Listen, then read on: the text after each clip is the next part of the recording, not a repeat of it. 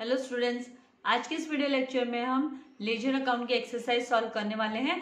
तो इसका explanation start करने से पहले मैं आपसे रिक्वेस्ट करूंगी कि अगर अभी तक आपने चैनल को सब्सक्राइब नहीं किया है तो चैनल को सब्सक्राइब कीजिए एंड चैनल लिंक अपने फ्रेंड्स के साथ शेयर करना मत भूलिएगा। बेल आइकन बटन को प्रेस करना मत भूलिएगा। अगर आपने बेल आइकन बटन प्रेस नहीं किया तो आपको लेटेस्ट वीडियो के नोटिफिकेशंस नहीं मिलेंगे, इसलिए लेटेस्ट वीडियो के नोटिफिकेशंस पाने के लिए आपको सब्सक्राइब कर बेल आइकन को प्रेस करना है। नाउ लेजर अकाउंट, इसमें एक्सरसाइज सबसे पहला जो क्वेश्चन नंबर 1 दिया है वो है आंसर इन 1 सेंटेंस ओनली। आपको एक सेंटेंस में आंसर देना है, आंसर इन 1 सेंटेंस। तो यहाँ पे व्हाट इज लेजर, आपको पूछा कि भाई लेजर क्या है, तो आपको लिखना होगा कि ledger is the principal book of accounts. मैंने इसमें एक्स्ट्रा स्टेटमेंट भी दे दिया कि भाई it is also called as a book of final entry and it is a summarised record. ये क्या है, तो ये समराइज्ड रिकॉर्ड है which contains all the accounts, जिसमें कि सारे के सारे अकाउंट्स इंक्लूडेड है, कंटेन करता है सारे अकाउंट्स को। जैसे कि एग्जांपल के तौर पे assets account, liabilities account, capital account, revenue account, expenses account, इस तरीके से। Now what is ledger posting, ledger posting का मतलब क्या है, ये क्या है, तो ये प्रोसेस है, it is a process, the process of transferring entries from the journal और सब्सिडरी बुक्स, मतलब सब्सिडरी बुक से, जर्नल बुक से जो एंट्री को हम जब ट्रांसफर करते हैं into the appropriate account, particular account में, एप्रोप्रिएट अकाउंट में, in the ledger, ledger account में, एप्रोप्रिएट पर्टिकुलर लेजर अकाउंट में, तो that is called as ledger posting, उसको लेजर पोस्टिंग कहते हैं। Now when does an account show nil balance, कब नील balance बताता है, कब नील बैलेंस दिखाता है एक अकाउंट, तो when the totals of debit and credit sides of an account are equal, जब है ना debit side and credit side का जो टोटल होता है वो इक्वल होता है, वो इक्वल होता है, तो जो अकाउंट का बैलेंस होता है, जो the account shows a nil balance, वो नील बैलेंस बताता है, that will be nil balance. क्योंकि इसमें ना तो क्रेडिट साइड मोर हुआ ना डेबिट साइड मोर हुआ, दोनों का अमाउंट इक्वल है, सेम है, तो मतलब वहां पे कोई भी बैलेंस है ना बचेगा नहीं, मतलब टैली हो गया, that means it has tallied. Now what is folio, तो फोलियो का मतलब होता है पेज नंबर, तो folio means the page number of journal और लेजर, लेजर का पेज नंबर या जर्नल का page number, that is folio. तो इसीलिए देखो हम जेएफ लिखते हैं, लेजर में हम लिखते हैं JF, that means journal folio. And जब हम जर्नल सीखे थे तो जर्नल में हम है ना पर्टिकुलर्स के बाद में जो कॉलम रेडी करते थे वो एलएफ का रेडी करते थे, तो that was ledger folio. Now where is a statement form of ledger account is used in actual practice, मतलब रियल प्रैक्टिस में, एक्चुअल में कौन से कहाँ पर है ना स्टेटमेंट फॉर्म यूज किया जाता है, लेजर अकाउंट का स्टेटमेंट फॉर्म कहाँ पे यूज होता है, तो वाइल प्रिपेयरिंग पासबुक। अगर आपने अभी तक बैंक पासबुक नहीं देखी तो अपने मम्मी डैडी को बोलो आपको बैंक पासबुक दिखाएंगे। ऑब्वियसली डेफिनेटली सबके घरों में है ना एटलीस्ट 1 बैंक अकाउंट तो होगा, तो उनके पास पासबुक जरूर होगी।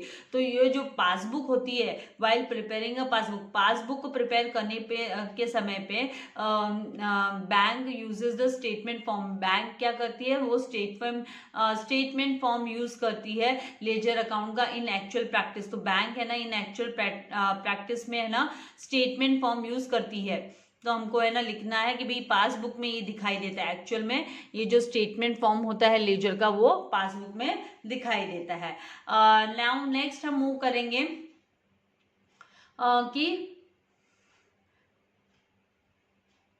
Y proprietor's capital account is the liability for the business, business के लिए भाई ये लायबिलिटी क्यों होती है, प्रोप्राइटर का कैपिटल अकाउंट है, बिजनेस भी तो प्रोप्राइटर का ही होता है, तो फिर उसके लिए लायबिलिटीज क्यों होती है। अरे भाई जब है ना बिजनेसमैन है ना कैपिटल इन्वेस्ट करता है बिजनेस में, तो वो क्या सोचता है कि मैं बिजनेस को पैसा दे रहा हूँ और बिजनेस मुझे रिटर्न देगा, तो है ना ये सेपरेट एंटिटीज होते हैं, दोनों भी सेपरेट एंटिटीज होते हैं लॉ के हिसाब से। तो यहाँ पे capital of a business is the claim of the owner, इसके लिए है ना जो कैपिटल होता है बिजनेस का, वो बिजनेस में जो कैपिटल होता है वो ओनर का होता है, वो उसका क्लेम होता है to his business, both being separate entities, तो ये दोनों अलग अलग होते हैं। तो capital of a business is the claim of the owner to his business, so both being separate entities, क्योंकि दोनों अलग अलग एंटिटीज होते हैं इसीलिए वो क्लेम होता है ओनर का। Hence it is a liability for the business, इसके लिए ये बिजनेस के लिए क्या होता है, लायबिलिटीज होता है। Now why does cash account never shows a credit balance, cash account में कभी भी क्रेडिट बैलेंस क्यों नहीं दिखाई देता है, क्यों नहीं क्रेडिट बैलेंस होता है? तो अकाउंट्स आर रिलेटेड टू, जो भी अकाउंट्स है जो एसेट से रिलेट करते हैं या प्रॉपर्टीज से रिलेट करते हैं, accounts which are related to assets और प्रॉपर्टीज आर रियल अकाउंट्स, वो रियल अकाउंट होते हैं। फॉर एग्जाम्पल जैसे कैश हुआ, फर्नीचर हुआ, रियल अकाउंट हुआ। Real account always shows a debit balance, और रियल अकाउंट है ना हमेशा ना डेबिट बैलेंस दिखाता है, ये ऑलवेज डेबिट बैलेंस दिखाता है। Hence cash account never shows a credit balance, इसके लिए कैश अकाउंट का कभी भी क्रेडिट बैलेंस नहीं दिखाई देगा। Now what is trial balance, trial balance का मतलब क्या है? तो ट्रायल बैलेंस क्या है, इट इज एन एब्स्ट्रैक्ट है, मतलब हमें ना एक्सट्रैक्ट निकालते हैं, एब्स्ट्रैक्ट निकालते हैं, list of all ledger accounts की जो बैलेंसेस की लिस्ट निकालते हैं, तो trial balance is an abstract और list of all ledger accounts as on a specific date, particular date पे स्पेसिफिक डेट में जो शो करता है, showing debit and credit balances of all ledger accounts, सारे के सारे लेजर अकाउंट्स का जो डेबिट एंड क्रेडिट बैलेंस, किसी में डेबिट बैलेंस होगा, किसी में क्रेडिट बैलेंस होगा, तो वो जो बचा हुआ बैलेंस अमाउंट है वो ट्रायल बैलेंस में है ना हम लोगों को लिस्ट करते हैं, हम उसको लिस्टिंग करते हैं ट्रायल बैलेंस में। और फिर on the basis of trial balance है ना कंपनी किसी भी बिजनेस फर्म का trading profit and loss account and balance sheet बनाते हैं हम ट्रायल बैलेंस के बेस में। तो ये आगे चैप्टर्स आने वाले हैं हमको। नाउ राइट द वर्ड, या तो आपको कोई एक वर्ड लिखना है, टर्म लिखना है, नहीं तो फ्रेज लिखना है कि जो सब्सटीट्यूट करेगा, नीचे जो दिया हुआ स्टेटमेंट है उसको सब्सटीट्यूट करेगा। तो सबसे पहले प्रिंसिपल बुक ऑफ अकाउंट्स, तो प्रिंसिपल बुक ऑफ अकाउंट्स क्या होता है? Ledger, ledger is a principal book of accounts. Now second, transferring a journal entry, journal entry को ट्रांसफर करना, किसमें ट्रांसफर करना? To the appropriate accounts in the ledger, ledger में appropriate accounts में transfer करने को क्या बोलते हैं? तो जो जर्नल एंट्री को जब हम ट्रांसफर करते हैं अप्रोप्रिएट अकाउंट में, तो उसको क्या बोला जाता है? उसको यहाँ पर उसको हम बोलते हैं कि भाई वो पोस्टिंग हुआ। अप्रोप्रिएट अकाउंट को जब हम ट्रांसफर करते हैं तो that is called as posting. तो उसको हम ट्रांसफर को क्या बोलते हैं? Posting, that is known as posting, उसको पोस्टिंग बोला जाता है। तो आपको यहाँ पे है ना जो वर्ड लिखना है वो क्या लिखना है? वो आपको लिखना होगा कि भाई posting, that is posting. Now next यहाँ पर है page number of ledger to which an entry is posted, जो कौन सा पेज नंबर ऑफ लेजर का जो पेज नंबर होता है to which an entry is posted, जिसकी एंट्री हम पोस्ट करते हैं, to which entry is posted, तो उसको लेजर फोलियो बोलते हैं। तो उसको क्या बोला जाता है? Ledger folio. जिस पेज पर हम एंट्री पोस्ट करते हैं लेजर अकाउंट में, तो उसको उस पेज को लेजर फोलियो बोला जाता है। That page number is known as ledger folio. Now the process of extracting the balance and inserting it on lesser side, मतलब जहाँ पे कम है, लेस है, तो उस साइड में है ना बैलेंस को क्या करना? इंसर्ट करना, एडजस्ट करना, इक्वलाइज करने के लिए। डेबिट का टोटल कॉलम एंड क्रेडिट का टोटल कॉलम जब इक्वलाइज करने के समय पर जो बैलेंसिंग होता है फिगर, उसको इक्वलाइज करने के लिए जो हम इंसर्ट करते हैं अमाउंट को, तो उसको क्या बोलते हैं? Balancing, that is called as balancing. The process of extracting the balance and inserting it on lesser side of an account is called as balancing. Now ये है ना, आप लोग जब भी मैं सम सॉल्व करना स्टार्ट करूंगी तो बार बार मैं रिपीट करने वाली हूँ और आप लोगों को ये माइंड में फिट हो जाने वाला भी बैलेंसिंग होता क्या है। लेकिन डेफिनेशन के हिसाब से भी आपको पता होना चाहिए, क्योंकि ये जो ऑब्जेक्टिव काइंड के क्वेश्चन है इसमें आपको हेल्प मिलेगी। इसीलिए the process of extracting the balance and inserting it on lesser side of an account is known as balancing. Now fifth, a debit balance to personal accounts. तो personal accounts में जो debit balance होता है, debit balance to personal accounts मतलब debtor हो गया। And credit side, credit balance of the personal account में इसका मतलब वो होगा creditor. Now a credit balance to bank account, bank account में अगर क्रेडिट बैलेंस होता है तो देखो बैंक अकाउंट रियल अकाउंट होता है, इसमें अगर क्रेडिट बैलेंस होता है तो मतलब बैंक ओडी क्रिएट हो गई, बैंक ओवरड्राफ्ट क्रिएट हो गया, bank OD. Now an account to be debited for goods damage by fire, जब आग लगकर गुड्स डैमेज हो जाते हैं तो कौन से अकाउंट में उसको डेबिट किया जाता है उस लॉस को? तो वो लॉस बाय फायर अकाउंट में डेबिट किया जाता है। It is debited into loss by fire account. Now a trial balance in which only net balances of all ledger accounts are transferred.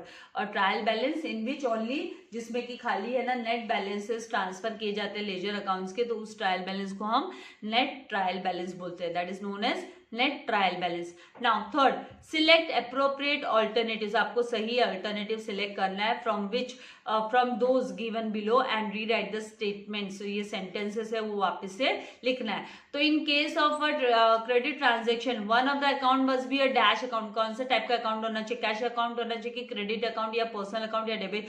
तो जब मेरा क्रेडिट ट्रांजेक्शन होता है तो क्रेडिट ट्रांजेक्शन में एक अकाउंट जो होता है वो क्या होता है, personal account, that is a personal account, that must be a personal account होना चाहिए वो। नाउ सी डी मतलब कैरिड डाउन, C/D मतलब कैरिड डाउन, इंडिकेट, सी इंडिकेट करता है कौन से बैलेंस को, तो ये क्लोजिंग बैलेंस को, क्योंकि जैसे हम क्लोजिंग करते हैं, टोटल करते हैं और उस टाइम पे जो बैलेंसिंग फिगर बच जाता है उसके लिए हम CD लिखते हैं, तो वो क्लोजिंग बैलेंस होता है। तो आपको यहाँ पे क्या फिल करना है, closing balance. Now dash column of a ledger is used for writing page number of journal, कौन सा कॉलम यूज करते हैं हम लेजर की बुक में, जहां पर हमें ना जर्नल का पेज नंबर लिखते हैं, तो JF कॉलम, जिसमें जनरल फोलियो, जिसमें जर्नल फोलियो नंबर लिखा होता है। Now debtors account shows dash balance, तो डेटर्स का अकाउंट है ना always debit balance, it will show debit balance. Now क्योंकि इसमें नेगेटिव नहीं आएगा, क्रेडिट नहीं आएगा, रियल नहीं आएगा, डेबिट आएगा। Dash is the process of deriving the difference between totals of debit and credit side of each ledger account, तो उसको बैलेंसिंग बोला जाता है। The process of deriving the difference, हम डिफरेंस निकालते हैं टोटल का, किसके टोटल का, डेबिट साइड के एंड क्रेडिट साइड के टोटल के बीच में जो अंतर होता है, डिफरेंस होता है, तो उसको बैलेंसिंग करना बोलते हैं, that process is known as balancing. Now total of purchase book is dash to purchase account, जो टोटल होता है परचेस बुक का वो कहाँ पे पोस्ट किया जाता है, परचेस अकाउंट में, it is posted to purchase account में पोस्ट किया जाता है उसको। Now real account always shows dash balance, तो रियल अकाउंट हमेशा डेबिट बैलेंस प्रेजेंट करेगा, डेबिट बैलेंस दिखाएगा। 8th, dash is prepared to test arithmetical accuracy of books of accounts, arithmetical जो एक्यूरेसी है बुक्स ऑफ अकाउंट्स का, वो कौन सी book, कौन सा जो अकाउंट है वो प्रिपेयर करेगा, कौन बताएगा एरिथमेटिकल, तो यहाँ पे एरिथमेटिकल का आई गेस इसमें AIR आना चाहिए, एरिथमेटिकल। तो यहाँ पे थोड़ा सा जस्ट आपको स्पेलिंग का ये मिस टाइप हो गया है, तो ये थोड़ा सा करेक्शन में कर देती हूँ। आई होप आपको कॉन्सेप्ट्स बच्चे समझ में आ रहे हैं। और देखो आप लोगों को क्या एटलीस्ट है ना, इनको हार्ड एक बार तो एटलीस्ट आपको है ना लिख लेना है, क्योंकि आपकी जो राइटिंग की प्रैक्टिस है वो नहीं छूटनी चाहिए। अभी जैसे कि आप लोगों के कॉलेजेस है नहीं तो है ना राइटिंग की हैबिट नहीं रही है बच्चों को, राइट, क्योंकि नोट्स आप लोगों को सबमिट करना नहीं है, तो बेटर कि आप खुद है ना अपने लिए है ना अपनी जिम्मेदारी, अपनी रिस्पॉन्सिबिलिटी खुद से उठा लो कि भाई हमको लिखना तो पड़ेगा, राइट। देन नेक्स्ट यहाँ पे हम आएंगे, state whether the following statements are true और फॉल्स, जो नीचे दिए हुए स्टेटमेंट्स है वो ट्रू और फॉल्स है क्या, विथ रीजन आपको है ना ये बताना है, विथ रीजन। तो ledger is a book of original entry, तो यहाँ पर जो है आपको अबाउट स्टेटमेंट ये फॉल्स स्टेटमेंट है, क्योंकि ये तो बुक ऑफ ओरिजिनल एंट्री नहीं होती है, तो फाइनल एंड सेकेंडरी एंट्री होती है। तो आपको यहाँ पे इसका रीजन देना होगा कि journal is a book of original entry but from journal entries are posted into ledger, तो जर्नल एंट्रीज से हम है ना पोस्टिंग करते हैं लेजर में, तो जर्नल ओरिजिनल एंट्री होता है, लेजर ओरिजिनल एंट्री नहीं होता है। Ledger is a book of final, इसमें है ना फाइनल एंड सेकेंडरी एंट्री, इसमें जो आना चाहिए वो फाइनल एंड सेकेंडरी एंट्री आना चाहिए। Now, second, the process of recording a transaction in the journal is called, उसको posting बोलते हैं क्या, तो ये statement false है। जब हम the process of recording a transaction in the journal is not called posting, in the ledger होता तो हमारा posting statement correct था, ये in the ledger is called posting, तो ये सही होता। लेकिन हम जब है ना ट्रांजेक्शन को है ना इसमें रिकॉर्ड करते हैं जर्नल में, तो उसको हम जर्नलाइजिंग बोलते हैं, पोस्टिंग नहीं बोलते। तो यहाँ पे about statement is false and reason में आप लिखेंगे कि the process of recording a transaction in the journal is called journalising now cash withdrawal from business by the trader जब है ना कैश विड्रॉवल करता है बिजनेस से should be credited to drawings account, तो उसको क्या ड्रॉइंग अकाउंट्स में क्रेडिट करना चाहिए cash withdrawal from the business by the trader अभी है ना यहाँ पे क्या आएगा, अबाउट स्टेटमेंट इज फॉल्स, वही वो ड्राइंग्स में क्यों उसको क्रेडिट करेगा, वो क्रेडिट थोड़ी ना होगा ड्राइंग्स में तो वो डेबिट करेगा क्योंकि उसने बिजनेस से कैश विड्रॉवल किया है, पर्सनल यूज के लिए अगर उसने लिया है, तो यहाँ पे about statement is false, a cash withdrawal from business by the trader should be debited, तो वो डेबिटेड होगा, ड्राइंग्स अकाउंट में डेबिटेड होगा ना कि क्रेडिट होगा। सो पर्सनल यूज के लिए जो personal use always be debited to drawings account, personal use के लिए जो भी विड्रॉवल होता है वो ऑलवेज है ना डेबिट करना होता है, ड्राइंग्स अकाउंट में डेबिट किया जाता है ना कि credit.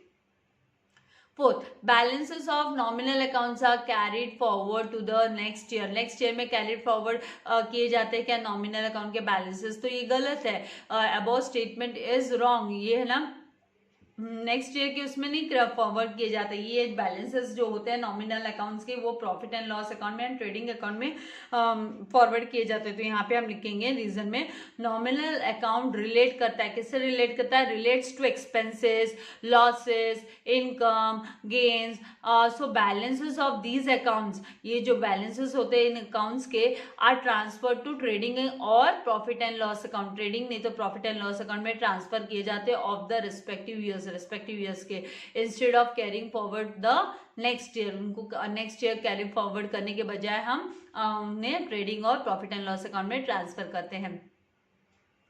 Now when debit side of an account is greater, जब डेबिट साइड ज्यादा होता है अमाउंट, मतलब जब हम क्लोज करने जाते हैं लेजर अकाउंट को, देन द क्रेडिट साइड से ज्यादा होता है, तो उस बैलेंस को है ना the account shows a debit balance, तो उसमें जो बैलेंसिंग फिगर रहता है, मतलब जो डिफरेंस अराइज होता है उसको डेबिट बैलेंस बोला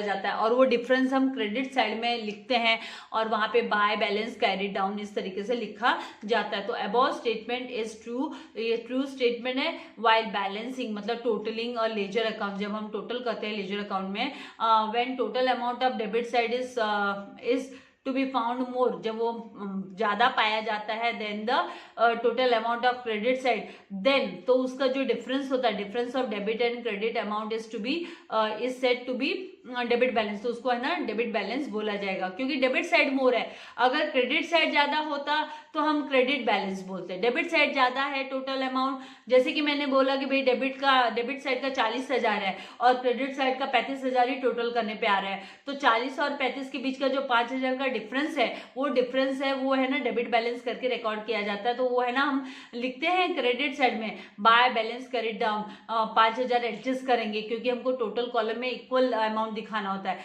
लेकिन वो हमको क्या करना होता है, उस अमाउंट को बाय बैलेंस कैरी डाउन करके लिखा जाता है। Now the name of an account written on top of each account, हर एक अकाउंट के टॉप में जो नेम लिखा जाता है उसको हेड ऑफ अकाउंट बोलते हैं, is called as head of account. तो सही बात है, अबाउट स्टेटमेंट इज ट्रू।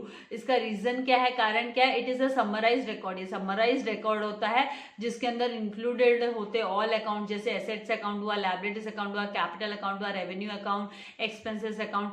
तो है ना टू नो द रिकॉर्ड्स, सही रिकॉर्ड्स मतलब कितना ऑफ ईच अकाउंट, हर एक अकाउंट का रिकॉर्ड जानने के लिए the name of that account is written, तो उस पर्टिकुलर अकाउंट का नाम है ना टॉप में लिखा जाता है, इन द सेंटर, टॉप में सेंटर में लिखा जाता है, which is called as head of account, जिसे हेड ऑफ अकाउंट बोलते हैं।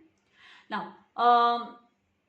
Agreement of trial balance always proves accounting accuracy, तो क्या हमेशा है ना अकाउंटिंग एक्यूरेसी बताता है, ऐसा कंपलसरी नहीं है, वो एरिथमेटिकल अकाउंटिंग एक्यूरेसी है उसको ही बताता है। तो about statement is false, reason agreement of trial balance proves only arithmetical, ये एरिथमेटिकल जो एक्यूरेसी है उसी को ये दिखाता है ऑफ बुक्स ऑफ अकाउंट्स की एरिथमेटिकल, जो टोटलिंग वाली होती है, डेबिट का टोटल एंड क्रेडिट का टोटल वाला, क्योंकि डेबिट का टोटल एंड क्रेडिट का टोटल सेम आता है ट्रायल बैलेंस में, अगर वो सेम नहीं आता तो मतलब कहाँ ना कहाँ मतलब हो सकता है कहाँ पे गलती हो, तो वो एरिथमेटिकल एक्यूरेसी बता देता है। Now trial balance is based on the double entry principle that for every debit there is equal amount of corresponding credit. तो ये सही बात है, इक्वल है ना, करस्पॉन्डिंग क्रेडिट अमाउंट भी होगा। तो यहाँ पे हम बोलेंगे कि अबव स्टेटमेंट इज ट्रू। और trial balance is an abstract, ये एब्स्ट्रैक्ट होता है, लिस्ट होता है, it is a list of all ledger accounts as on specific date showing debit and credit balances of all ledger accounts. Hence trial balance is based on double entry principle that for every debit there is equal amount of corresponding credit. तो इस तरीके से आप लोगों को लिखना है। I hope आपको यहाँ तक समझ में आ गया है। नाउ मूव करते हैं क्वेश्चन नंबर 5 में। क्वेश्चन नंबर 5 में आपको फिल इन द ब्लैंक्स करना है। तो बैलेंस और नॉमिनल अकाउंट शोज एक्सपेंसेस और लॉसेस। जो एक्सपेंसेस एंड लॉसेस हम दिखाते हैं वो डेबिट बैलेंस होता है। डेबिट बैलेंस और nominal account shows expenses and losses. Credit balance है वो इनकम्स एंड गेन्स को दिखाता है, नॉमिनल अकाउंट का credit balance. Now cash account always shows debit balance, ये ऑलवेज डेबिट बैलेंस शो करेगा, ये क्रेडिट बैलेंस शो नहीं करेगा। जबकि बैंक अकाउंट है ना, डेबिट बैलेंस भी प्रेजेंट कर सकता है, क्रेडिट बैलेंस भी प्रेजेंट कर सकता है। Now the right hand side of the account is called dash side. तो right hand side का जो अकाउंट होता है उसको क्रेडिट साइड बोला जाता है, credit side. Now creditor shows dash balance, तो क्रेडिटर ऑलवेज है ना क्रेडिट बैलेंस प्रेजेंट करेंगे। Now nominal accounts dash accounts are closed by transferring the balances to profit and loss account. तो नॉमिनल अकाउंट्स आर क्लोज्ड, हम nominal accounts को close करते हैं by transferring the balances to profit and loss accounts. Now BD means what, brought down. इसका मतलब brought down जो है ना ओपनिंग बैलेंस होता है। BD मतलब ऑलवेज ओपनिंग बैलेंस के लिए हम BD लिखते हैं, टू बैलेंस ब्रॉट डाउन करके। ऐसे ओपनिंग बैलेंस जो होते हैं उनके लिए हम BD लिखते हैं। Now 7 rent paid for residential quarter. Residential quarter के लिए जो रेंट पे किया गया तो वो ड्रॉइंग्स अकाउंट में डेबिट करेंगे, will be debited to drawings account. Now sold goods of ₹24,000 at 20% profit on cost, 20% profit, cost price पे 20% प्रॉफिट पे। तो the purchase price of goods is dash. तो परचेज प्राइस क्या होगा गुड्स का, यहाँ पर कुछ नहीं है, एकदम सिंपल है। आपको क्या करना है, रिवर्स कर देना है। आपको अगर मैं ये एंट्री को बताऊं तो आपको तो ये कैलकुलेट करने के लिए सिंपली हमको क्या करना है, ये जो 24,000 है ये क्या है, सेलिंग प्राइस है। तो 24,000 को मल्टीप्लाई करेंगे हम 20 से, क्योंकि यहाँ पे 20% प्रॉफिट ऑन कॉस्ट बोला है। तो 20 से मल्टीप्लाई करो और इसको डिवाइड करो 120 से। क्यों 120 से डिवाइड करने बोल रही हूँ मैं, क्योंकि है ना ये जो 24,000 है इसके अंदर है ना 20% प्रॉफिट इंक्लूडेड है। इसीलिए मान लीजिए ना 100 रुपये का गुड्स है तो उस पर 20 रुपया प्रॉफिट, तो मतलब 120 रुपया। इसलिए डिवाइड बाई 120 करेंगे तो आपको 4,000 का प्रॉफिट है, ये आपको प्रॉफिट मिल जाएगा। प्रॉफिट का अमाउंट, इसे दिस इज कॉल्ड प्रॉफिट। तो ये जो प्रॉफिट है, और उसके बाद में है ना आपको 24,000 से आप जब माइनस करोगे 4,000 को, मतलब प्रॉफिट को माइनस करोगे, सेलिंग प्राइस के 24,000 से 4,000 माइनस करोगे तो आपको 20,000 आ जाएगा।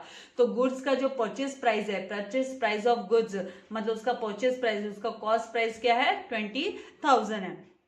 नाउ नेक्स्ट हम मूव करेंगे, यहाँ पर है कंप्लीट द फॉलोइंग टेबल। आपको टेबल कंप्लीट करना है। तो सबसे पहले यहाँ पे है ना क्या दिया, जर्नल, और जर्नल के सामने जर्नलाइजिंग बोला है। तो ये सेम जैसे कैसे को रिलेट करना होता है, जैसे जर्नल मीन्स जर्नलाइजिंग। तो पोस्टिंग का मतलब क्या है, तो पोस्टिंग का मतलब है लेजर। तो यहाँ पे मैंने ना यहाँ पे रेड में मैंने इसका आंसर लिखा है कि भाई लेजर है। पोस्टिंग मतलब क्या होता है, लेजर। तो ledger means posting and journal means journalizing. तो जो प्रोसेस होता है ट्रांजेक्शन को रिकॉर्ड करने का जर्नल में, उसको जर्नलाइजिंग बोलते हैं, और जो प्रोसेस होता है लेजर में ट्रांजेक्शन को रिकॉर्ड करने का, उसको पोस्टिंग बोला जाता है। नाउ सेल्स रिटर्न का मतलब होता है रिटर्न इनवर्ड। सेल्स रिटर्न का दूसरा मीनिंग है रिटर्न इनवर्ड। तो परचेस रिटर्न का सेकंड मीनिंग क्या होगा, ये आपको क्लू मिल जाता है को रिलेशन के जैसे, क्योंकि को रिलेशन वाले तो आप लोगों ने साइंस में भी किए, 10th में किए हैं आप लोगों ने, राइट। तो परचेस रिटर्न तो यहाँ पे आ जाएगा रिटर्न आउटवर्ड, उसका सेकेंड मीनिंग है, उसका रिटर्न आउटवर्ड भी बोलते हैं परचेस रिटर्न को। नाउ लेजर फोलियो, हमें ना जर्नल में लेजर फोलियो नंबर डालते हैं। ये क्यों डालते हैं, ये पेज नंबर हुआ ना, तो जर्नल में हम पेज नंबर डालते हैं, लेजर का पेज नंबर डालते हैं, हमको पता होता है कि ये जो पर्टिकुलर जर्नल ट्रांजैक्शन है वो है ना लेजर में कौन से पेज नंबर पे है। तो इसका अपोजिट होता है कि लेजर में फिर हम क्या डालेंगे, तो लेजर में हम है ना जर्नल फोलियो नंबर डालेंगे, जर्नल का पेज नंबर डालेंगे कि भाई पर्टिकुलर जो लेजर अकाउंट है वो है ना जर्नल में कहाँ पे कौन से पेज नंबर में वो ट्रांजेक्शन रिकॉर्डेड है। तो यहाँ पे JF आएगा, यहाँ पे आपको JF लिखना है। देन एसेट्स का ऑलवेज जो बैलेंस होता है वो डेबिट बैलेंस होता है, और लायबिलिटीज का ऑलवेज जो बैलेंस होता है वो फिर क्या होगा, क्रेडिट बैलेंस होगा। Then land and building real account होता है, और कमीशन रिसीव्ड क्या होगा, तो आपको टाइप ऑफ अकाउंट बताना है। Land and building is a real account, ये किसकी कैटेगरी में आता है, रियल अकाउंट की कैटेगरी में। तो कमीशन रिसीव्ड किसकी कैटेगरी में आएगा, तो ये नॉमिनल अकाउंट, ये नॉमिनल अकाउंट में कमीशन रिसीव्ड, इनकम रिसीव्ड है, तो जो भी इनकम रिसीव करते हैं तो वो नॉमिनल अकाउंट में आता है। नाउ क्वेश्चन नंबर 7 में यहाँ पे पुट 4 मार्क, आपको 4 लिखना है, मतलब for the nature of the balance for the following, मतलब ये आपको बोला है भाई है ना जहां पे आपको सही आंसर लग रहा है वहां पे आपको 4 लिखना है। तो यहाँ पे फाइंड आउट करना है कि भाई डेबिट बैलेंस है कि क्रेडिट बैलेंस है, और यहाँ पे अकाउंट का नाम दिया है कौन सा डेबिट बैलेंस है कौन सा क्रेडिट बैलेंस है। तो जैसे यहाँ पे एग्जाम्पल के तौर पे कैपिटल अकाउंट क्रेडिट बैलेंस होता है, तो यहाँ पे क्रेडिट बैलेंस के नीचे 4 लिखा है। तो उसी तरीके से गुडविल कौन सा बैलेंस होता है, तो गुडविल है ना डेबिट बैलेंस होता है, तो आपको डेबिट के अंदर बस 4 यहाँ पे लिख देना है। ये आपको ऐसे बोला कि भाई इसके लिए आप 4 लिखो, तो बस आपको जस्ट 4 लिखना है। नाउ बैंक ओवरड्राफ्ट क्या है, तो बैंक ओवरड्राफ्ट क्रेडिट बैलेंस है, ये क्रेडिट बैलेंस होता है, तो क्रेडिट की कॉलम के अंदर यहाँ पे क्रेडिट के नीचे हम यहाँ पे 4 लिखेंगे। नाउ बिल्स रिसीवेबल कौन सा बैलेंस होता है, तो ये डेबिट बैलेंस होता है। क्रेडिटर्स कौन सा बैलेंस होता है, तो ये क्रेडिट बैलेंस होता है, तो 4 यहाँ पे 4 लिखा है।